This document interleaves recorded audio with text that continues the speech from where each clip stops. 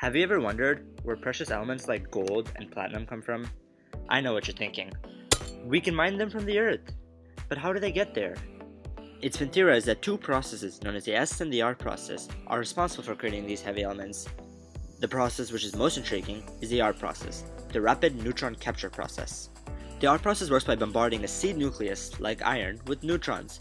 If the conditions are right, the nucleus captures the neutrons, creating an unstable isotope. Then, beta minus decay comes into play.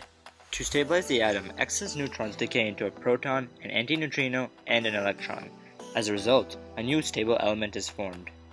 To find out where this process could occur, we need to take a trip to a dangerous celestial body, a neutron star. Neutron stars used to be supermassive stars, many times the size of our own sun. Like in any star, nuclear fusion occurred in the core of these supergiants. What is nuclear fusion? Due to the immense mass of a star, it should collapse under its own gravity. Instead, the pressure in the core created by the star's mass makes hydrogen atoms collide violently to create hydrogen isotopes, which fuse to form helium, and so on. The energy released from these collisions counters the gravitational force. Eventually, atoms will keep colliding until the core becomes iron. However, once the core becomes iron, nuclear fusion uses more energy than it produces. Thus, gravity takes over and the star implodes, crushing the iron core and forcing protons and electrons together to create neutrons.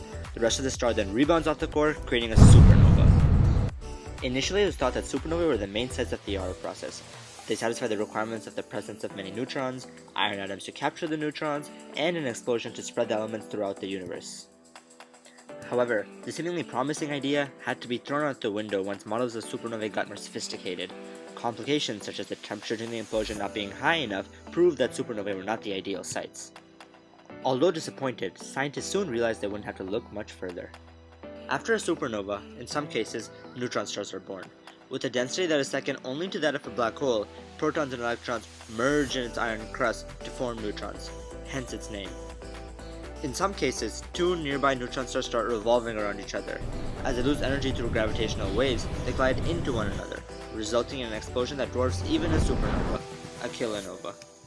As you can tell, all parts of our checklist are satisfied by this neutron star merger, but unlike with supernovae, there's potential evidence. In 2017, scientists were gifted with the opportunity to observe a neutron star merger. In October 2019, a study was published that presented that strontium, a heavy element that can be created by the R process, was found in the aftermath of the collision. For 6 decades, scientists were looking for potential R process sites with no solid evidence.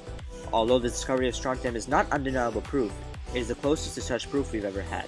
Nonetheless, whether proved right or wrong, it is a step in uncovering our breathtaking universe.